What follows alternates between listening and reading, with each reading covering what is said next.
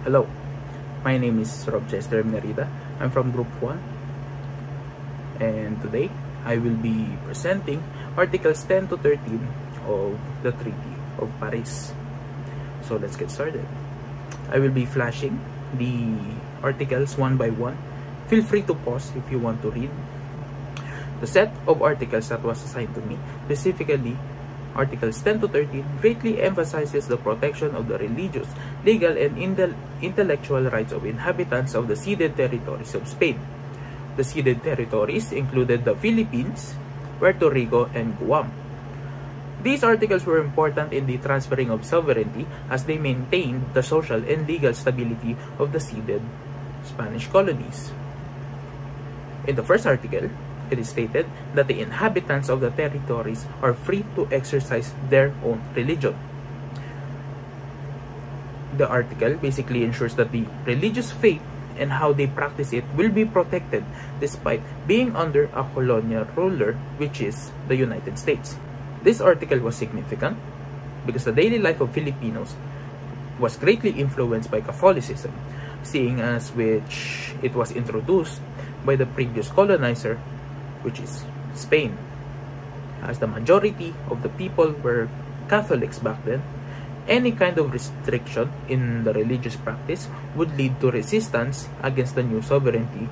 In Article 11, it addresses the legal jurisdiction over Spaniards that remains in the ceded territories. In simple terms, Spaniards who remained in the ceded territories are subject to the same laws and legal processes. This meant that the remaining Spaniards could still pursue justice and defend their own rights as the citizens of those territories. Up next is Article 12, which talks about pending judicial cases from the previous colonizer. In essence, the ideas of the two articles fundamentally work hand in hand, ensuring the stability and fairness of legal proceedings during the transition of sovereignty. Lastly, we have Article 13, which talks about intellectual and cultural properties. What it entails is that Spanish authors and their intellectual works are allowed to retain all the copyrights and patents in the same territory.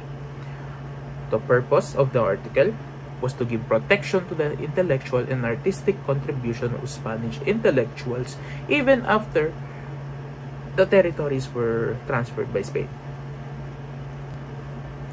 This encouraged the continuity of culture and showed respect for the intellectual contributions of Spaniards during their time in their territories.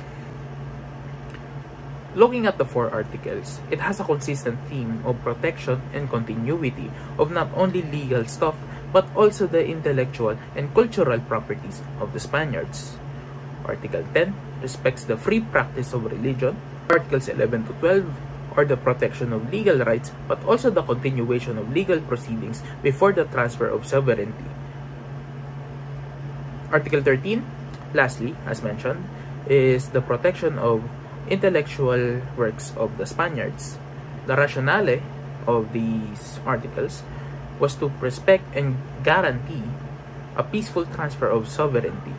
It reflects the broader idea of the treaty, where it ensures the stability, protection of individual rights, and preservation of the intellectual and cultural identity of the ceded territories. However, after the country's release from Spain, it was only a transfer of regime. It was now the United States that had its hands on the Philippines. In this context, the treaty had its lasting effects. It ensured that the judicial system and its nuances were functioning after the transfer. This in turn prevented the confusion of the inhabitants when it came to the legalities of the treaty. But even though the treaties were aiming to protect the Spaniards' rights, they also had their subtle effect on the cultural evolution of the Philippines, wherein the Western influence is very prominent. In theory, these articles were designed to create a humane process of transition between the two nations. Ultimately, it did what it was supposed to do, as it upheld most of the provisions that were presented. That is all from me. Thank you for watching.